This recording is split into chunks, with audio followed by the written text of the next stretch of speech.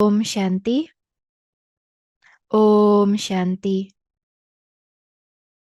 Topik kita hari ini adalah tahapan berkombinasi, wujud berkombinasi, yaitu menjadikan Baba sahabat kita sepanjang saat. Bagaimana kita bisa melakukannya? Kita bisa melihatnya dari contoh kehidupan Brahma Baba. Kehidupan Brahma Baba bukan hanya contoh nyata, tapi suatu kisah, suatu pelajaran, dan juga nyata. Brahma Baba melakukannya secara nyata.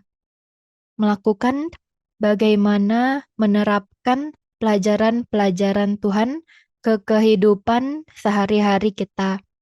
Bagaimana seorang manusia bisa menerapkan arahan nasihat Tuhan ke kehidupan sehari-harinya. Inilah yang akan kita renungkan hari ini. Misalnya, Tuhan telah memutuskan untuk memilih Brahma Baba sebagai kendaraannya. Brahma Baba adalah jiwa. Dia punya badan. Dia adalah jiwa dengan badan. Dia adalah orang yang normal. Ketika ada jiwa lain yang datang untuk tinggal ke badan itu dan duduk di samping jiwa itu, jiwa yang sudah ada di badan itu sebelumnya, maka sekarang ada dua jiwa, tapi pemakai satu badan, memakai satu mulut untuk berbicara. Maka Brahma Baba harus mengalami sendiri, dia harus mengizinkan sendiri, dia harus mengalaminya sendiri, mengalami bagaimana cara menarik diri dari badan itu, bagaimana caranya menarik diri pasrah supaya Tuhan yang bisa mengendalikan badan itu sepenuhnya. Karena kalau ada dua jiwa yang pakai badan yang sama, pikirannya akan berargumen yang A, yang B. Jadi Brahma Baba, walaupun dia ada di badan itu, walaupun dia duduk di samping Siwa Baba, bagaimana Brahma Baba menjadi tidak terlihat? Bagaimana Brahma Baba menarik diri? Bagaimana Brahma Baba tidak terikat? Ketika saya menggunakan kata tidak terikat, menarik diri, ada dua hal dalam ini. Yang pertama, sang jiwa berada dalam badan harus mundur, dan badan itu juga harus menerima supaya jiwa yang masuk setelahnya harus menggunakan badan itu dengan kapasitas penuh. Dan badan yang telah berpindah master, badan itu harus mengikuti master yang baru. Maka yang tadinya tuannya dari badan itu adalah Brahma Baba, sekarang dia harus tuannya Siwa Baba. Jadi berpindah. Sekarang mari kita melihatnya lebih dalam. Kalau kita menarik diri dari berbuat dengan badan, kita tidak menggunakan mental kita sendiri, kita tidak ada pikiran sendiri, kita tidak ada lagi opini pribadi, kita menjadi sosok yang tanpa opini, tanpa pikiran pribadi, supaya pikiran-pikiran Tuhan, supaya keputusan Tuhan, kapasitas Tuhan bisa digunakan dari otak dan dipakai ke panca indera.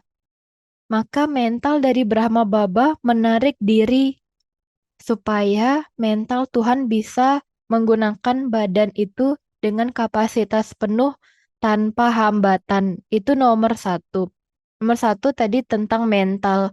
Lalu kedua adalah intelek. Ada perbedaan yang besar antara inteleknya Siwa Baba dan Brahma Baba. Di masa-masa awal, Brahma Baba tidak kenal Gian, tidak kenal pengetahuan. Brahma Baba tidak tahu bagaimana pengetahuan itu. Dia juga belum jadi perwujudan pengetahuan. Dia tidak ada pengetahuan yang mendalam. Maka dia ketika Siwa Baba masuk, dia menarik inteleknya. Supaya intelek Tuhan bisa bekerja. Pengetahuan Tuhan bisa bekerja lewat badan itu untuk mengekspresikannya keluar kepada jiwa-jiwa lain. Maka seperti inilah Tuhan menggunakan badan Brahma Baba. Lalu bagaimana dengan sanskaranya? Karena kan Brahma Baba punya sanskara, sanskara zaman besi. Jadi sanskara zaman besinya harus diubah menjadi sanskara zaman peralihan. Dulu dia tidak punya banyak pengetahuan, jadi Brahma Baba juga menarik sanskara masa lalunya. Dia tidak lagi menggunakan mentalnya, dia tidak lagi punya opini, dia berhenti gunakan inteleknya yang dulu, dan juga sanskaranya juga ditarik. Maka jiwa itu ada dalam badan, tetapi dia tidak aktif. Seperti tidak aktif, dia telah menarik dirinya. Lalu apa yang terjadi pada badan? Dia harus mempersiapkan badan itu. Badan itu ada 5 organ indera. Badan itu harus rileks. Dia harus mengikuti apa yang Tuhan katakan, seperti matanya tidak boleh lihat hal-hal buruk. Mulutnya tidak boleh mengatakan hal-hal buruk, supaya yang dilihatnya hanya yang Tuhan lihat. Yang dia bicarakan hanya yang Tuhan bicarakan. Maka dia punya sifat menarik diri, supaya Tuhan yang masuk ke dalam badan bisa mengekspresikan dirinya dengan terbuka, tanpa hambatan, tanpa ada rintangan dari master badan itu sebelumnya. Tidak ada interupsi. Maka dia adalah jiwa yang patuh. Dia rendah hati, dia mengizinkan dirinya digunakan sepenuhnya selama yang Tuhan inginkan. Selama yang Tuhan inginkan, seberapa banyak yang Tuhan inginkan, dan bagaimana Tuhan inginkan. Maka pelajaran pertama yang Brahma Baba pelajari ketika badannya dipakai adalah menarik diri, menjadi pengamat yang tidak terikat, yang tidak aktif. Dia tidak aktif, tidak terikat, tidak berpartisipasi, tidak ada opini, hanya mengikuti, hanya mengamati tanpa interupsi, tanpa opini pribadi, tanpa menghambat, hanya menyaksikan dengan hening, supaya jiwa lain, Baba yang masuk bisa aktif di badan itu. Ini nomor satu. Selalu berada dalam tahapan berkombinasi, harus menarik diri, tidak terikat. Lalu yang kedua adalah di samping Tuhan tetapi bekerja sama. Di samping Tuhan tetapi menarik diri. Di samping Tuhan dan mengizinkan Tuhan untuk berperan. Maka kekuatan jiwa seperti apa yang dibutuhkan supaya bisa menarik diri? Karena menarik diri itu butuh kekuatan jiwa yang tidak aktif, dan badan itu diizinkan untuk jiwa lain memakai badan itu. Itu adalah hal yang luar biasa. Oleh karena itu, seperti inilah Brahma Baba berada dalam tahapan berkombinasi, bersahabat dengan Tuhan. Dia menarik diri dan ketika dia harus bertindak, itu ketika dibutuhkan. Contohnya adalah ketika Baba bicara tentang di kuil ini, di kuil-kuil Srinath, Anda menggunakan banyak bahan-bahan yang bagus untuk makanan, prasadnya, persembahannya sangat bagus. Tapi di kuil Jagatnath itu bahan makanannya sangat sederhana, tidak banyak, tidak mewah. Jadi di satu kuil sangat kaya dan di satu kuil yang lain sangat miskin. Begitulah memorial kita. Kita juga dulu kaya raya, sekarang kita sederhana, simple. Dan Brahma Baba pernah mengalami pergi ke kuil itu Srinath, Jagatnath. Jadi Brahma Baba berkata, di kuil ini mereka memasak seperti itu, nanti di kuil ini memasaknya yang lain. Maka Brahma Baba menambahkan apa penjelasan Siwa Baba. Kita jiwa-jiwa dulu di satu waktu sangat kaya raya dan sekarang kita harus hidup dengan sederhana. Maka Brahma Baba pernah mengalami berada di kuil Srinath dan Jagatnath. Maka seperti inilah ketika dibutuhkan Brahma Baba menarik diri dan ketika dibutuhkan dia memakai badan itu untuk bertindak. Dan bagaimana dengan kita? Kita mungkin berpikir, wah Tuhan menggunakan badan Brahma Baba untuk berbicara. Beliau menjadikan Brahma Baba instrumennya. Betapa banyaknya sewa yang harus Tuhan bayar.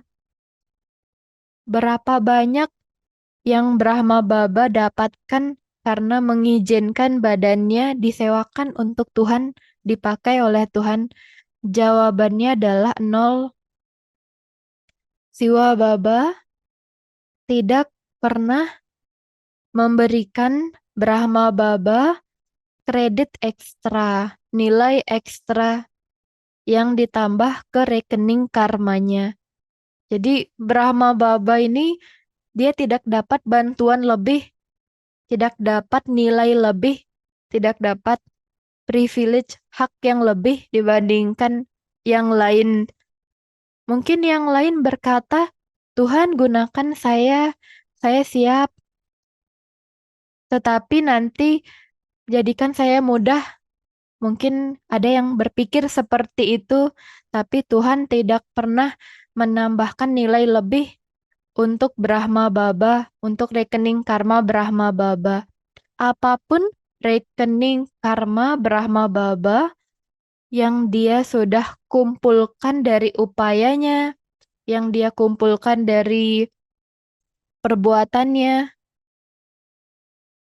sebegitulah yang dia dapatkan. Dia dapat nilai dari upayanya, kan dari Siwa Baba masuk ke badannya. Maka Brahma Babalah yang dapat nilai dari berupaya. Dia tidak dapat kemudahan dari Siwa Baba. Maka pertanyaannya adalah bagaimana Tuhan membayar Brahma Baba balik?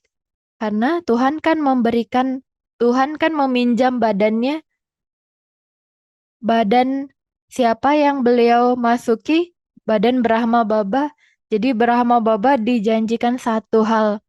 Saya menjanjikan Anda, saya akan bersama Anda sampai akhir zaman peralihan. Dan saya akan kembali dengan Anda ke alam jiwa bersama-sama. Jadi ini adalah janji Siwa Baba. Saya akan bersama Anda sampai akhir zaman peralihan dan saya akan kembali bersama-sama dengan Anda. Dan Apakah Siwa Baba menepati janjinya? Tentu saja ketika Brahma Baba dalam badan, beliau bersama Brahma Baba, dan ketika Brahma Baba ada di alam halus, Siwa Baba tidak pernah datang sendirian ke alam fisik ini, dia datang dengan Brahma Baba. Maka dari itu kita menyebut Avyak Babdada, karena dua-duanya yang turun. Karena ini janji Siwa Baba, saya akan bersamamu sampai akhir zaman peralihan. Oleh karena itu ada kata Babdada. Siwa Baba tidak pernah datang sendiri atau Brahma Baba datang sendiri. Mereka selalu datang bersama-sama. Maka persahabatan mereka sampai akhir zaman peralihan selalu berdua. Itulah kenapa ada panggilan ini, dua jiwa datang bersama-sama. Yang satunya adalah Wicitra dan yang satunya malaikat. Maka titik cahaya dan malaikat datang bersama-sama. Bab dada yang masuk ke kendaraan Dadi Gulsar. Maka Dadi Gulsar, dia jiwa tidak berperan pada waktu itu. Badannya saja yang dipakai. Waktu itu dia tidak sadar. Dia diberikan suatu macam istirahat. Jadi dia tidak ada peran ketika Avyak Babdada datang. Ketika ada Brahma Baba dan Siwa Baba, ketika mereka datang, jadi Gulsar tidak ada peran. Dia tidur, dia istirahat, jadi dia tidak tahu apa yang dikatakan Siwa Baba, apa murlinya. Dia tidak dengar Avyak Babdada. Jadi dia hanya mendengarkan murli Avyak setelahnya. Rekamannya dia dengar, baru dia tahu. Jadi kita sekarang mengerti bagaimana Siwa Baba dan Brahma Baba bekerja. Mereka berkombinasi kerja sama-sama. Ketika mereka memulai murli, memulai gyan, dan mengajarkan yoga, mengajarkan dharna, mengajarkan pelayanan di dalam badan Dadi Gulsar, apa yang Baba ajarkan, bagaimana Brahma Baba jadi malaikat, apa yang dia lakukan, apa upayanya, dan Brahma Baba juga memberikan pengalamannya seperti di Murli hari ini. Baba berkata, ada bangau dan ada angsa. Mereka berkata kalau ada angsa dan bangau, ada konflik ketika tinggal sama-sama. Jadi, ini adalah pengalaman Brahma Baba. Pengalaman Brahma Baba sebagai angsa yang tinggal dengan bangau-bangau, tetapi Brahma Baba selalu berada dalam tahapan berkombinasi. Sekarang bangau dan angsa tinggal bersama-sama. Apa yang terjadi? Mungkin ada konflik, tetapi bagaimana Brahma Baba menanggapinya? Dia tinggal dengan banyak orang, dia melayani dengan keluarga, dia bersama banyak orang, komunitas, dia ke Bombay, dia ke Pune, dia ke Delhi, dan dia memberikan kelas-kelas tentang yoga, tentang pelayanan. Dan dia tetap adalah angsa walaupun berada di sekitar bangau. Apakah para bangau mempengaruhinya? Tidak. Bagaimana ini bisa terjadi? Karena Brahma Baba berkombinasi dengan Siwa Baba. Dia tidak pernah memisahkan diri dari Shiv Baba. Walaupun dari luar kita hanya bisa lihat Brahma Baba, tetapi di dalam dia selalu menghubungkan inteleknya kepada Siwa Baba. Maka dia tidak pernah sendirian dan tidak terpengaruh oleh atmosfer di luar. Sebaliknya, dia bisa mempengaruhi atmosfer di luar. Maka kita belajar beberapa hal, menarik diri menjadi pengamat yang tidak terikat, tidak terpengaruh di dalam diri, kita menghubungkan diri kepada Siwa Baba. Di luar, Brahma Baba mungkin memberikan pengetahuan, menjelaskan gian, tetapi di dalam dirinya, dia selalu terhubung kepada Siwa Baba. Sehingga tidak ada jarak jauh, tidak ada pemisahan. Siwa Baba selalu bersama Brahma Baba sebagai sahabat selamanya. Maka kita bisa lihat ada banyak keterampilan yang ada di sini. Ketika satu jiwa masuk ke badan jiwa lain, maka ada pemahaman, ada tanpa keterikatan, ada kerjasama, ada kerendahan hati, ada penerimaan, ada memberikan izin dan kepatuhan. Dan dari kepatuhan, dia mulai memahami, walaupun saya belum paham Gian 100%, walaupun saya belum mengerti Gian 100%, walaupun saya belum menyadari pengetahuan 100% atau belum menerapkan pengetahuan 100%, tetapi dia punya satu pikiran, ini dari Tuhan yang Maha Tinggi. Ini 100% kebenaran. Jadi saya akan mematuhi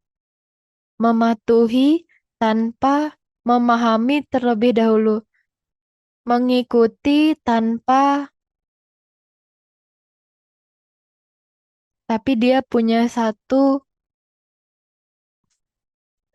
keyakinan ini kebenaran penuh dengan manfaat, maka saya akan mengikuti, mematuhi. Maka dia mulai mematuhi dari awal, walaupun dia tidak mengerti pengetahuan 100%, belum menerapkannya 100%, tetapi 100% kepatuhan. Maka dia adalah jiwa yang patuh, dia menarik dirinya, dia mengizinkan badannya dipakai.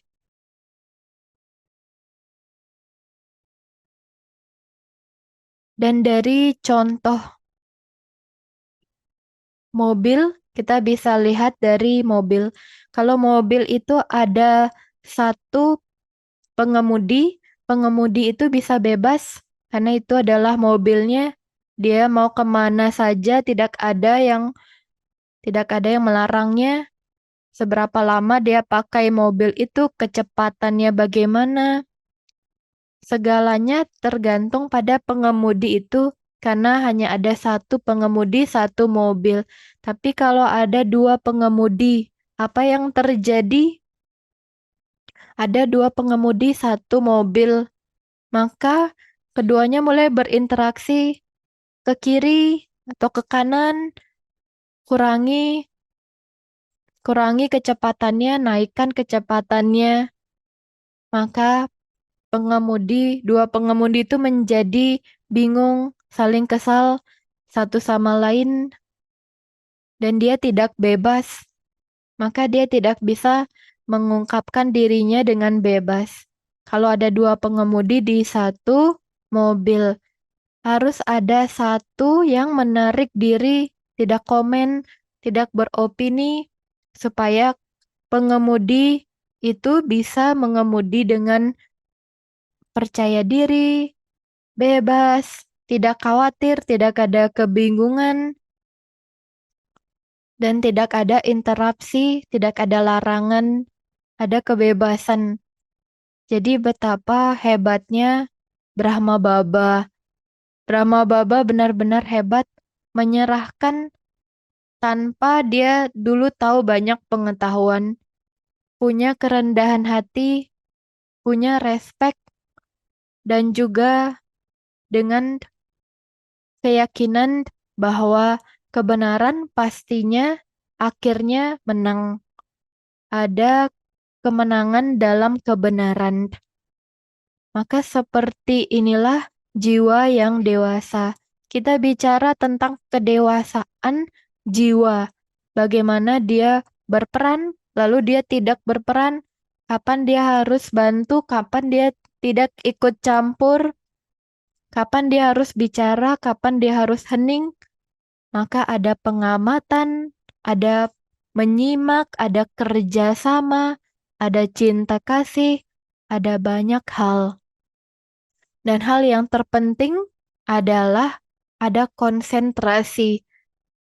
Ketika Brahma Baba ada dalam badan selama 1 jam, dengan konsentrasi total untuk menarik diri, konsentrasi total untuk patuh, untuk kerjasama.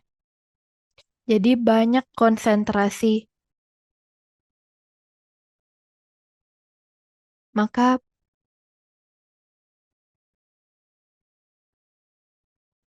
satu jiwa yang terpilih, satu jiwa yang terpilih.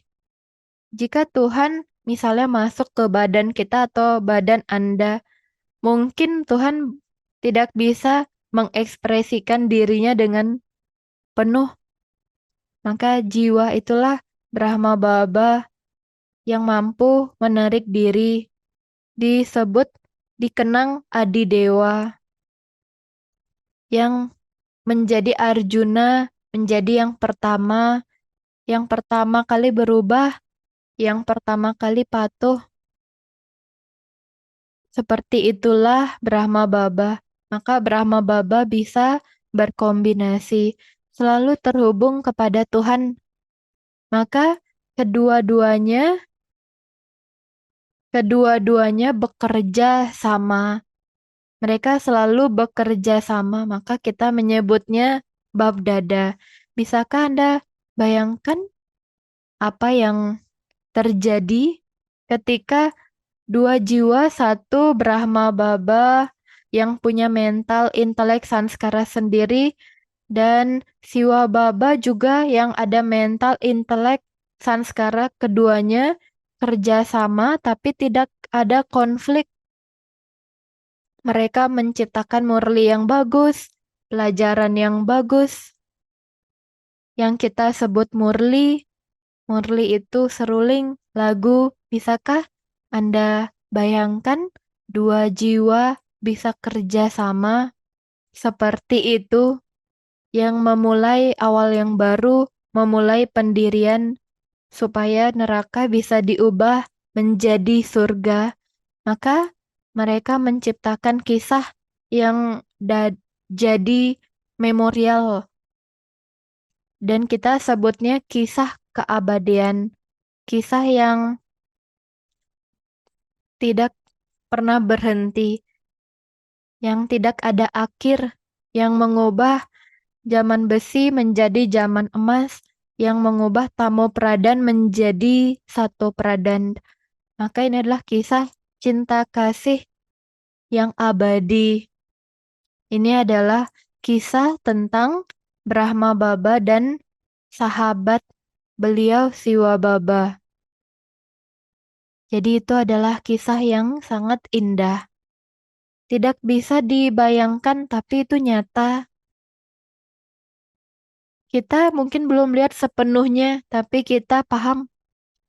Kita mungkin belum mengalaminya langsung, tapi kita bisa lihat betapa jembatan yang hebat antara sang jiwa yang maha tinggi bisa bertemu jiwa yang biasa-biasa,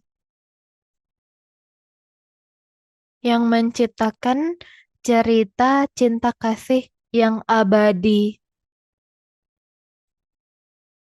yang dulunya hilang lalu ditemukan kembali, bertemu kembali, dan bisa kerja sama. Maka ini disebut cerita keabadian, cerita tentang tahapan berkombinasi, tentang bab dada. Bahkan kata itu pun, bab dada, itu membuat kita bahagia, menyalakan lonceng kebahagiaan di dalam diri kita.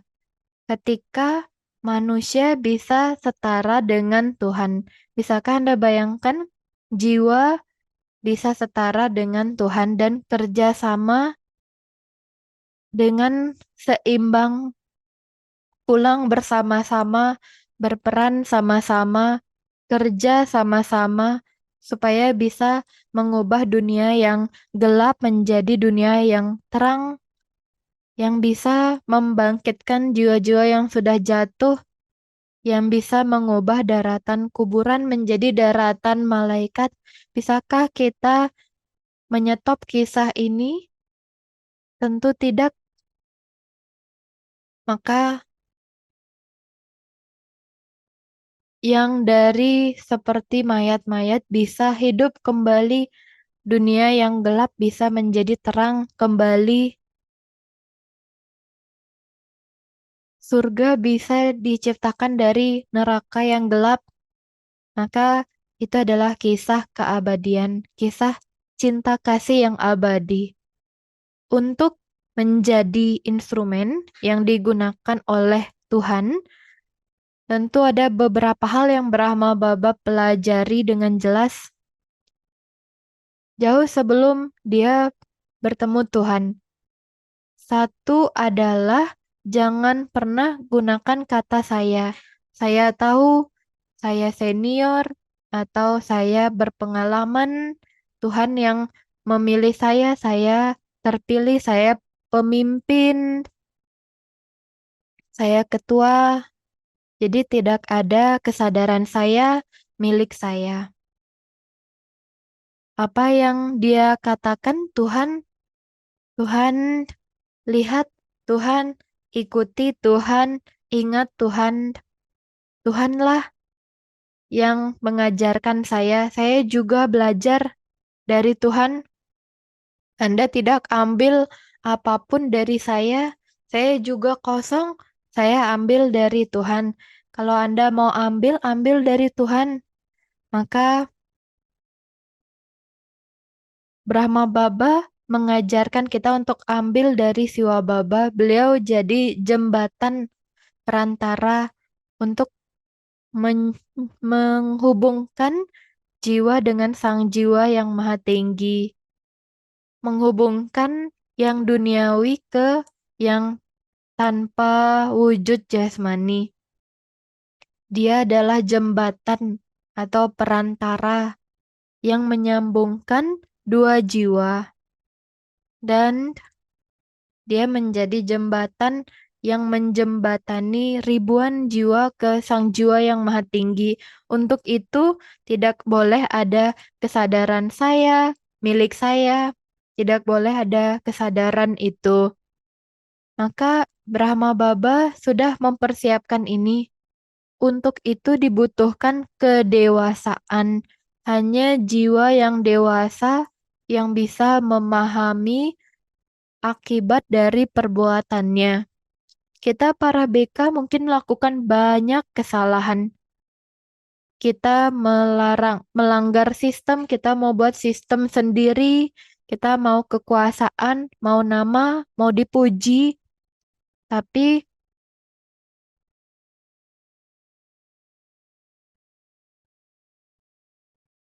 kalau kita tidak mampu menghandle itu, kalau kita tidak kalau kita tidak ada kualitas itu, kita tidak akan dapat.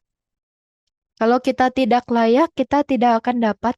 Mungkin kita berpikir saya mau nama, saya mau kekuasaan, tapi itu tidak akan datang kepada kita kalau kita tidak layak. Oleh karena itu yang paling penting harus jadi layak.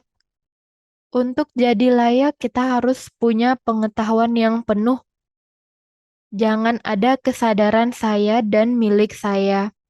Hal yang luar biasa lainnya tentang tahapan berkombinasi adalah Brahma Baba. Brahma Baba menjadi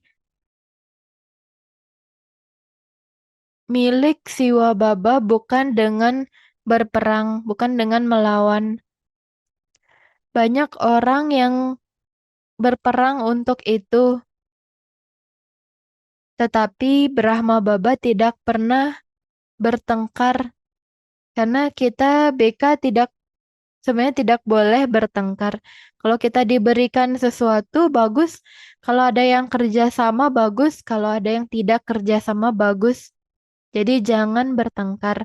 Bagaimana Brahma Baba tidak bertengkar dengan orang lain? Jadi dia juga tidak bertengkar dengan Maya.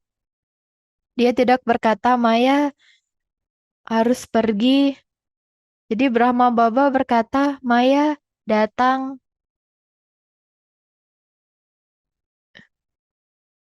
Jadi tidak melawan Maya. Kalau Maya datang, itu adalah tugasnya. Tapi tugas kita adalah menjadi kuat. Tugas kita adalah belajar. Tugas kita adalah mandiri, menciptakan karma kita yang luhur, menciptakan takdir kita sendiri, takdir kita yang luhur. Jadi jangan meminta, jangan juga melawan. Jadi kuat. Kita tidak perlu melawan, tidak perlu meminta untuk ini, untuk itu. Kita dapat apa yang kita layak dapatkan. Kalau kita layak, drama akan memberikannya. Anda akan dapat dengan sendirinya. Maka jika kita memahami ini, kita akan selalu puas. Dan Brahma Baba adalah permata kepuasan. Kita membaca di Murli, jadilah permata kepuasan, jadikanlah jiwa-jiwa lain permata kepuasan. Maka kualitas lain dari Brahma Baba adalah puas. Tidak perlu minta, tidak perlu melawan, dia dapat apa yang dia layak. Sampai akhir Brahma Baba menempatkan anak-anak di hadapan, di depan. Tapi dia yang jadi nomor satu. Dia mengedepankan yang lain, tapi dia jadi nomor satu. Maka betapa matangnya jiwa itu. Kualitasnya menjadikannya luar biasa. Manusia bisa berpikir sejauh ini, bisa menjadi sangat ilahi, bisa menjadi setara dengan Tuhan kualitasnya. Walaupun dia berada di kerumunan dengan keluarga, dia berbaur, tetapi di dalam dirinya dia hanya bersama Siwa Baba, seperti dia tunangan dengan Siwa Baba, kekasih. Jadi ini adalah cerita tentang cinta kasih yang luhur, yang tidak terpisahkan, yang berada dalam yang sepanjang siklus. Karena di jalan pemujaan itu jadi memorial. Maka ini cerita cinta kasih yang abadi tentang jiwa dan sang jiwa yang maha tinggi. Kita dijadikan setara, tapi kita tidak jadi Tuhan. Brahma Baba dijadikan setara, tapi beliau tidak jadi Tuhan. Ini adalah cerita keabadian. Maka tahapan kombinasi itu menarik diri dari badan, memasrahkan diri, punya kerendahan hati, punya pemahaman, tidak ada kesadaran saya milik saya, tidak ada klaim saya tahu saya ingin ini, maka tidak ada pertengkaran, hanya mengalir bagaikan air sungai. Kualitas kualitas ini bisa kita adopsi. Kita bisa adopsi kalau kita mau. Dan ini bisa kita terapkan dalam keheningan. Kadang-kadang kita berpikir dari senior kita dapat sakas, dapat kekuatan, dapat cinta kasih, dapat pemahaman. Tetapi sebenarnya semuanya dari kita. Nomor Itu nomor satu. Apa yang kita tanam itu yang kita petik. Nomor dua adalah energi itu mengalir dari atas ke bawah. Tidak ada energi yang mengalir dari bawah ke atas. Inilah kenapa kita ingat Baba, karena Baba energinya tinggi yang bisa mengalir ke kita. Apakah kita bisa memberi energi ke Tuhan? Tentu tidak. Kita bisa paham Tuhan, bisa mematuhi Tuhan, kita bisa kerjasama dengan beliau, tapi bisa kita berikan beliau bantuan ingatan? Tentu tidak. Karena sebenarnya energi Tuhan yang datang kepada kita. Jadi kita mengingat Tuhan karena hanya beliaulah yang bisa memberi. Kita ingat malaikat karena malaikat itu adalah perwakilan Tuhan, utusan Tuhan, jembatan bisa, maka kita mengingat malaikat. Kita menerima cinta kasih, pesan, kedamaian. Jadi Brahma Baba memahami ini, maka dia berkata, kalau Anda ingin kerajaan zaman emas, Anda ingin jadi raja, ingat Tuhan, jangan ingat saya. Jadi energinya datang dari atas ke bawah. Kalau kita lihat senior, mereka bisa memberikan kita energi. Mereka bisa transfer energi kepada kita. Namun, apakah kita punya kapasitas untuk menerimanya? Contohnya adalah Tuhan berkata, semoga Anda punya jangka hidup yang panjang. Itu berkah. Jadi kita dapat berkah itu. Tapi jika kita ceroboh, jika makanan kita jadi ceroboh, tidur kita jadi ceroboh, gaya hidup kita jadi berantakan, misalnya pergaulan kita jadi berantakan,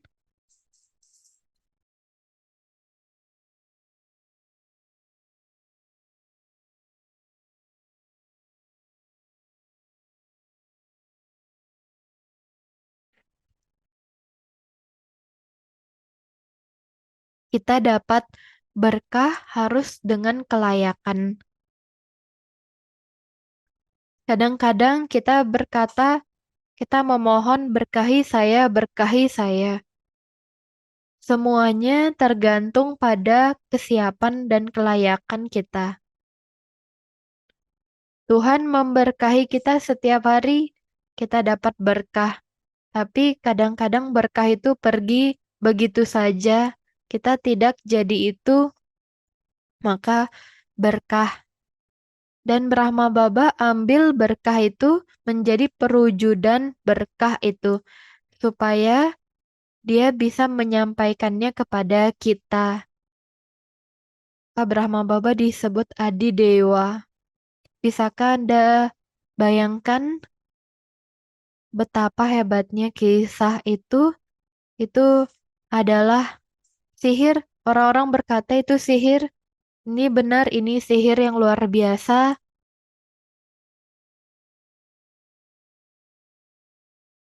Jadi kita mendapatkan energi dari Tuhan dan kita menyampaikannya keluar. Kita menyampaikan pengetahuan Tuhan, kekuatan Tuhan, kerjasama Tuhan. Tapi kita harus ambil terlebih dahulu agar kita yang jadi penuh. Pelajaran lain yang Brahma Baba pelajari dan yang kita juga pelajari adalah kita harus jadi komplit. Bukan mereka yang harus jadi komplit, grup itu yang harus jadi komplit, center itu yang harus jadi komplit. Bukan, saya harus jadi komplit. Entah orang lain komplit atau tidak, entah orang lain paham atau tidak, entah orang lain terima atau tidak, itu bukanlah urusan kita. Urusan kita hanyalah perjalanan kita. Perjalanan kita ke destinasi kita. Maka kita harus bawa diri kita ke tujuan kita dengan upaya kita sendiri, dengan perenungan kita sendiri, dengan cinta kasih kita kepada Tuhan, relasi kita dengan Tuhan sendiri, kekuatan kita dari Tuhan. Kita bisa berbagi, tapi itu semua tergantung orang lain. Karena pada akhirnya itu urusan mereka. Entah mereka paham, entah mereka terima. Ini adalah sesuatu yang mutlak. Kita tidak bisa memberi kepada orang lain kalau mereka tidak mau terima. Dan itu bukan urusan kita. Apa yang dia tanam itu yang dia petik. Dan apa yang kita tanam itu yang kita petik. Ini adalah hukumnya, tapi ini mungkin sulit untuk kita pahami dan terapkan. Padahal ini sesuatu yang umum, tapi jarang kita memahaminya dengan penuh. Ini adalah kebenaran yang banyak orang lain keliru. Orang-orang mengatakan hukum karma dengan mudah. Contohnya misalnya kita dapat berkah dari Tuhan, kita harus jadi layak, kita harus berupaya untuk jadi itu. Sekarang contohnya Brahma Baba mengalami cinta kasih Tuhan. Dia memahami, dia merasakan itu. Dia tahu itu, dia tahu berkah itu, dia merasakannya. Dia merasakannya ketika dia kesendirian, dia merasakannya ketika berbaur dengan orang lain, dan dia menjadi perwujudan cinta kasih. Cinta kasih apa? Cinta kasih yang seperti apa? Cinta kasih yang tidak eksklusif. Yang tidak eksklusif artinya tanpa pamrih, tanpa memihak. Cinta kasih kita harus ke semua jiwa. Mau jiwa itu bergosip tentang kita, menghina kita, menjelekan kita, tetap harus dikasihi. Atau dia baik pada kita juga dikasihi. Jadi cinta kasihnya tidak eksklusif, tidak pilih-pilih. Sangat mudah mengasihi orang yang kerja sama dengan kita. Tapi yang tidak kerja sama sangat sulit. Tapi cinta kasih seperti inilah yang Brahma Baba pelajari dari Siwa Baba. Harus mengasihi semua. Cinta kasih yang setara kepada semua. Hal lainnya, pelajaran yang penting juga ketika kita lihat kehidupan Brahma Baba. Brahma Baba tidak pernah ingat masa lalunya. Oh, dulu saya tinggal di sini 5 tahun yang lalu orang-orang ini atau orang ini mengkritik saya, orang ini musuh saya. Dia tidak pernah ingat masa lalu. Masa lalu adalah masa lalu sudah selesai. Tidak perlu diingat lagi. Dia tidak pernah ingat masa lalu. Ini menunjukkan apa? Ini menunjukkan Brahma Baba selalu ada di masa kini. Nomor satu, dia sadar masa kini dan berpartisipasi di masa kini. Dia ada di masa kini, sadar di masa kini, dan berpartisipasi di masa kini. Itu namanya yoga. Yoga artinya sadar, ada, dan berpartisipasi. Kalau kita lihat masa depan itu bukan sekarang. Jadi tidak ada masa lalu, tidak ada masa depan dalam kesadaran. Ada di masa kini. Maka itu adalah yoga. Yoga itu, maka dari itu yoga itu konsentrasi ada di masa kini. Apa yang kita belajar yoga dan kita jadi karma yogi, kita jadi raja yogi. Bisakah Anda lihat betapa indahnya ini, bagaimana semua ini menjadikan kita sosok yang sempurna? Anda menjadi komplit dengan upaya Anda 100%, kedewasaan Anda. Ini adalah cerita cinta kasih Anda dengan Tuhan. Kisah abadi Anda dengan Tuhan. Perjalanan dari neraka ke surga. Cinta kasih yang tanpa batas. Maka ini adalah cinta kasih kita semua dengan Tuhan. Dan lihatlah Tuhan betapa lembut dan penuh keheningan. Beliau tersamar.